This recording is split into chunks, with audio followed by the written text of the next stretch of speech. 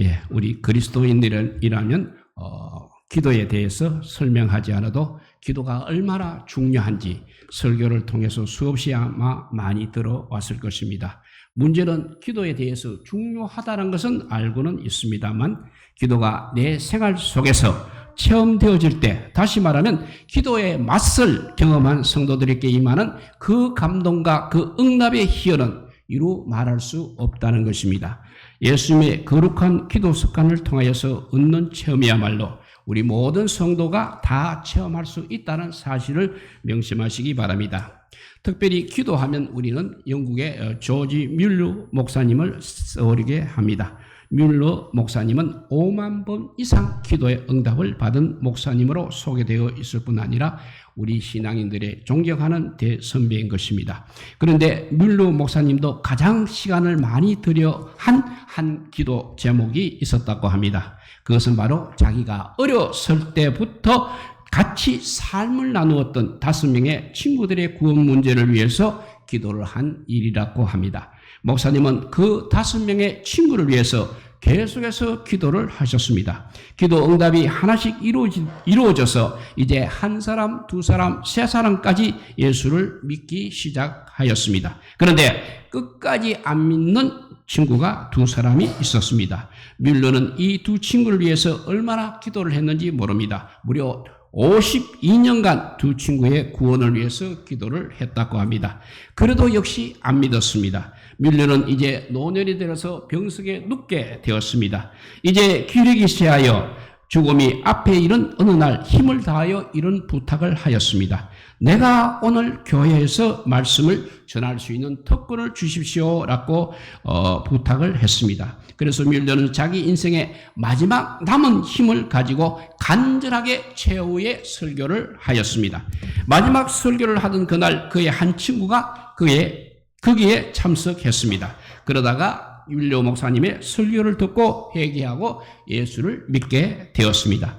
그래도 이제 나머지 한 친구는 끝까지 안 믿고 있었습니다.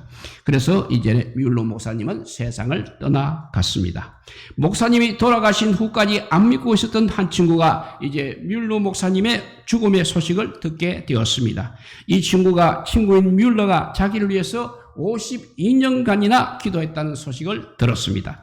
그리고 뮬러 목사님은 뮬러 목사님이 죽은 그해 예수를 믿게 되었습니다. 그리고 그분은 예수님을 영접한 후 영국 땅을 순회하면서 이런 간증을 했다고 합니다. 친구인 뮬러 목사의 기도는 다 응답되었습니다. 그리고 저는 최후의 응답입니다. 뿐만 아니라 여러분의 기도도 다 응답될 것입니다. 라고 이렇게 간증하며 다녔다고 합니다. 사랑하는 성도 여러분, 우리가 그리스도인으로서 기도하는 이유는 내가 주님께 올려드리는 그 기도 제목이 주님 앞에서는 너무나 귀하기 때문에 반드시 약속의 응답이 있다는 사실을 믿어야 하는 것입니다. 마치 우리가 산에 올라가서 야호하고 외칠 때 산 울림의 메아리는 반드시 조금 있다가 나에게 다시 돌아오는 것입니다. 내가 기도할 때 하나님의 응답으로 돌아온다는 사실을 믿으시기를 주님의 이름으로 축복드립니다. 그래서 요한복음 16장 24절을 보면 지금까지는 너희가 내 이름으로 아무것도 구하지 아니하였으나 구하라 그리하면 받으리니 너희 기쁨이 충만하리라 했습니다. 우리는 누구를 통해서 기도를 본받아야 하겠습니까? 오늘 본문에 나오는 기도의 모범이 되신 우리 예수님의 거룩한 습관 기도입니다. 예수님은 그러면 어떤 모습의 기도를 하였습니까? 예수님의 거룩한 습관 기도는 일상의 습관이었습니다. 누가복음 오늘 본문 39절에서 41절을 다시 읽어봅니다. 예수님께서 습관을 따라 감람산에 가시매 제자들도 따라갔더니 그곳에 이르러 그들에게 이르시되 유혹에 빠지지 않게 기도하라 하시고 그들을 떠나 돌 던질 만큼 가서 무릎을 꿇고 기도하였다고 하였습니다. 이 누가복음 22장은 예수님께서 이제 십자가를 지시기 첫날 밤 감람산 겟세마네 동산에 기도하러 가시는 모습을 보여주고 있는 장면입니다. 그런데 주목할 것은 예수님께서 내일 바로 십자가를 지게 되는 사건 때문에 그곳에 가신 곳이라고 그렇게 기록하고 있지 않다는 것입니다. 누가복음 22장 39절을 다시 읽어보면 예수께서 석간을 따라 감람산에 가시며 제자들이 따라갔다고 했습니다. 무엇을 따라 예수님께서 감람산에 가셨다고 했습니까? 석간을 따라 가셨다고 했습니다. 예수님께서 감람산을 찾아 기도하는 것은 그냥 일상적인 습관이 아니라 거룩한 습관으로 나아가셔서 기도하신 것입니다.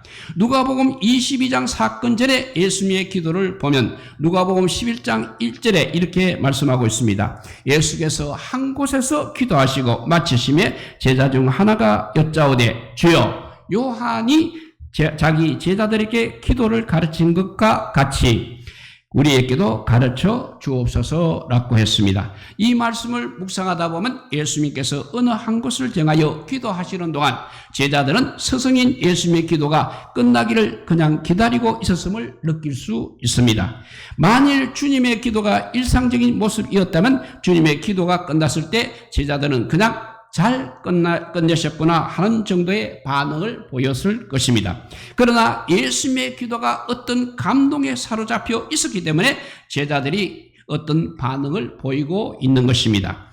12제자 중에 누구인지는 알 수 없습니다. 그렇지만 한 제자가 스승이신 예수님의 그 기도가 너무 진지하고 본받아야 하기 때문에 예수님처럼 기도를 배우고 싶은 간절한 목마름이 있었던 것입니다. 그래서 제자들이 스승이신 예수님처럼 기도하고 싶어진 것입니다. 그러므로 예수님의 기도는 일상적인 그런 습관이 아닌 진지하고 거룩한 기도의 습관인 것입니다. 우리 신앙의 선배들은 예로부터 기도를 호흡이라고 그렇게 가르쳐 주었습니다. 우리는 호흡을 습관적으로 하며 살고 있습니다. 우리가 호흡을 멈추게 되면 우리는 곧 죽는 것입니다. 그래서 호흡은 바로 생명과 같은 것입니다. 그런데 성경은 기도가 바로 생명의 호흡이라고 가르쳐 주고 있습니다. 그래서 쉬지 말고 기도하라 이렇게 말씀하셨습니다. 그렇다면 예수님의 거룩한 기도 습관 기도를 통해서 우리 교회 모든 성도가 일상적인 기도를 이제는 뛰어넘어서 우리의 기도가 이제는 거룩한 습관으로 되어지기를 원합니다. 기도는 절대로 옵션이 아닙니다. 해도 좋고 안 해도 좋은 문제가 아니라는 것입니다. 다시 말하면 선택사항이 아니라는 것입니다. 나에게 있어서 기도는 죽느냐 사느냐 하는 중요한 문제인 것입니다. 그러므로 우리가 살고 싶다면 기도하시기를 축복합니다. 이렇게 예수님의 거룩한 습관 기도는 일상의 습관이었다고 했습니다. 두 번째 예수님의 거룩한 습관 기도는 위기의 극복이었습니다. 기도는 호흡과 같이 생명입니다. 그렇기 때문에 우리는 언제나 기도하며 살아야 하는 것입니다. 그러나 우리가 인생을 살면서 특별한 위기를 당하게 되면 더욱 특별하게 기도해야 하는 것입니다. 예수님의 거룩한 습관의 기도 속에 특별한 기도가 있었습니다. 누가복음 22장에서 예수님께서 습관을 따라 감람산으로 가신 것은 평상시에 했던 습관대로 기도하셨습니다. 그렇지만 그날만큼은 이제 십자가의 죽음이 기다리는 예수님의 생애에서 정말 위기 중에 위기였습니다. 그래서 예수님은 습관적으로 해왔던 기도의 장소이었지만 그날만큼은 일상의 기도와는 달랐다는 것입니다. 정말 말 그대로 특별한 기도였습니다. 그 말씀이 22장 44절에 보면 예수께서 힘쓰고 애써 더욱 간절히 기도하시니 땀이 땅에 떨어지는 핏방울 같이 되더라 했습니다. 예수님의 기도하는 모습은 힘쓰고 애써 더욱 간절히 땀이 핏방울 같이 기도하셨습니다. 이런 예수님의 기도야말로 단순한 기도가 아님을 알 수 있는 것입니다. 특별하고 비상한 기도임을 우리가 짐작하게 되는 것입니다. 땀이 핏방울처럼 보여지는 기도이기 때문에 그렇습니다. 우리는 기도에 대해 분류를 해보면 회중기도가 있는가 하면 개인기도, 친목기도, 합심기도, 리레기도, 금식기도, 시국 비상기도 등 여러 가지 다양한 기도의 모습을 찾을 수 있습니다. 평상시 예수님의 기도는 어떤 기도를 하셨습니까? 마가복음 1장 35절의 말씀을 보게 되면 한적한 곳에 가서 거기서 기도하셨다고 했습니다. 이런 예수님의 기도는 우리가 침묵기도였다고 생각할 수 있습니다. 그러나 누가복음 22장 오늘 본문의 감람산에서의 기도는 달랐습니다. 예수님은 당신을 위해서, 특별히 우리를 위해서 통곡하실 수밖에 없는 밤이셨습니다. 예수님의 이런 모습을 짐작할 수 있는 말씀이 바로 히브리서 5장 7절 말씀입니다. 7장 5절 말씀을 히브리서 5장 7절 말씀을 읽어보면 그는 육체에 계실 때 자기를 죽음에서 구원하실 이에게 심한 통곡과 눈물로 간구와 소원을 올렸고 그의 경건하심으로 말미암아 들으심을 얻었느니라 했습니다. 우리가 기도할 때 침묵이 필요할 때는 침묵으로 기도를 합니다. 그렇지만 통곡이 필요할 때는 통곡하며 기도할 줄 아는 성도들이 되었으면 합니다. 기도할 때는 또 기뻐할 줄 알아야 하지만 울어야 할 때는 또한 울 줄도 알아야 하는 것입니다. 오늘의 상이 우리들에게 눈물을 요구하신다면 우시며 기도하시기 바랍니다. 울며 부르짖어 기도하시기 바랍니다. 하나님께서는 차라리 그 솔직한 눈물을 보시고 싶어 하십니다. 우리 하나님은 정말 눈물에 약하신 분이십니다. 우리의 눈물의 기도를 보시고 그 기도에 응답을 하실 것입니다. 우리가 잘 알고 있는 기도의 사람 히스기야 왕, 그가 병들어 죽게 되었을 때 정말 통곡으로 기도하신 것을 우리가 기억할 것입니다. 열왕기하 20장 3절 말씀입니다. 여호와여 구하오나니 내가 진실과 전심으로 주 앞에 행하여 주께서 보시기에 선하게 행한 것을 기억하옵소서 하고 히스기야가 심히 통곡하더라는 말씀이 있습니다. 심한 통곡은 말 그대로 방성대곡입니다. 가슴을 치고 땅을 치고 통곡한 것입니다. 일국의 왕이 그렇게 기도했다는 것입니다. 하나님께서 이 통곡의 기도를 과연 외면하시겠습니까?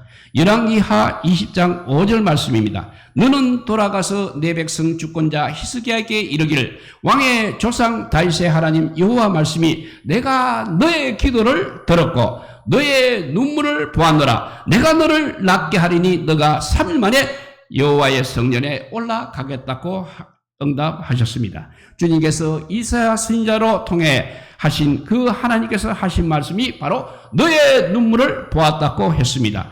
히스기야 왕의 눈물을 보신 하나님께서 응답하신 것입니다. 하나님께서는 우리의 통곡을 들으시고 우리의 눈물을 보시는 분이십니다. 눈물이 땀방울처럼 보였던 위기 속에서 기도의 모범을 보여줬던 그 예수님의 기도를 우리 모두 본받기를 원합니다. 이렇게 예수님의 거룩한 습관 기도는 일상의 습관이었고 또 위기의 극복이었습니다. 세 번째, 예수님의 거룩한 습관 기도는 사역의 방법이었습니다. 예수님의 일생은 한마디로 사역의 일생이었습니다. 그런데 예수님의 사역을 복음서에 의하면 먼저 기도로 출발하고 있음을 알 수 있습니다. 처음 하나님 나라 천국을 만방에 소개할 때 그 시작이 바로 광야의 기도로 시작하셨습니다. 제자들을 택하실 때 앞서서 먼저 밤을 새워 기도하셨습니다. 제자들을 강하게 훈련하시고자 그들을 밤바다에 보내놓고 조용히 산을 찾아 먼저 기도하셨습니다. 하루 종일 가버나움 동리에서 가르치시고 병을 고치시고 지친 다음날 새벽 한정한 곳에 먼저 나아가 기도하셨습니다. 그리고 기도로 그날 어느 동리에 가서 복음을 전할 것인가를 계획하시고 또 결정하셨습니다. 죽은 나사로를 통해서 부활이 있음을 가르치시고자 하실 때 나사로의 무덤 앞에서 기도하셨습니다. 그리고 오늘의 본문이 보여주는 것처럼 예수님은 십자가를 지시기 전날 밤 땀방울이 핏방울이 되도록 기도를 하셨습니다. 마지막 십자가에 못 박혀 운명하실 때에도 다 이루었다고 기도하시고 십자가에서 죽으셨습니다. 진실로 예수님은 이렇게 기도로 시작해서 일생을 기도로 마치신 예수님의 삶 전체가 그야말로 기도였습니다. 사랑하는 성도 여러분, 아침에 제일 먼저 잠자리에서 눈을 뜨면 무엇이 먼저 생각이 납니까? 잠자리 옆에 있는 핸드폰이 생각이 나십니까? 아니면 TV에 리모컨을 먼저 잡게 됩니까? 아니면 어제 저녁 못 읽은 책을 먼저 잡습니까? 아니면 화장실에 먼저 가십니까? 어느 장로님이 하신 말씀이 있습니다. 목사님, 저는 하루 가장 먼저 아침에 눈을 뜨면 호흡을 할 수 있도록 하나님께서 나의 생명을 연장시켜 주신 것을 감사하며 눈을 뜨며 제일 먼저 주님을 부르며 시작한다고 했습니다. 이 장로님의 고백이 잊혀지지 않습니다. 그러나 한 걸음 더 나아가 예수님의 기도는 철저하게 하나님의 뜻에 초점을 맞추고 있었음을 우리가 주목할 필요가 있는 것입니다. 십자가 지는 문제를 앞에 두고 십자가의 고통을 누구보다도 잘 알고 계시는 예수님께서 십자가를 포기하고 싶었겠습니다. 그리고 그래서 이 잔을 내게서 옮겨달라는, 이 잔은 정말 고통의 잔인 것입니다. 그러나 아버지 하나님 원하신 뜻에 맡겨드린 기도를 하셨습니다. 이 42절의 말씀 보면 아버지여 이 잔을 나에게서 옮기시옵소서. 그러나 내 원대로 마옵시고 아버지 원대로 되기를 원하나이다고 기도하셨습니다. 예수님께서는 자신의 뜻과 자신의 생각을 이렇게 내려놓으셨습니다. 오늘 우리가 지금 당면한 문제 앞에 이 사람 저 사람 다 맞는 이야기를 하고 있습니다. 그러나 그것은 설익은 사람들의 이야기뿐인 것입니다. 자기 경험에 대한 이야기인 것입니다. 그렇게 말할 수도 있는 것입니다. 그러나 기도의 사람이면 또다시 하나님 아버지께 기도할 때 아니다 하시면 가만히 내려놓는 자세가 예수님의 기도였습니다. 오직 초점은, 예수님의 기도의 초점은 하나님 아버지의 뜻이었습니다. 하나님 아버지의 뜻에 합당하다면 지금도 우리가 기도할 때 반드시 기적이 일어날 것입니다. 이런 예화가 있습니다. 6살 된 아이가 잠들기 전에 침대 밑에 신발 한 짝을 던져 놓았습니다. 이렇게 하기를 하루 이틀 사흘, 그래서 그 엄마가 왜 그럴까 하고 이상하게 생각을 했습니다. 얘야, 너는 너 침대 밑에 신발을 던져 놓으니 무슨 이유가 있느냐고 물어봤습니다.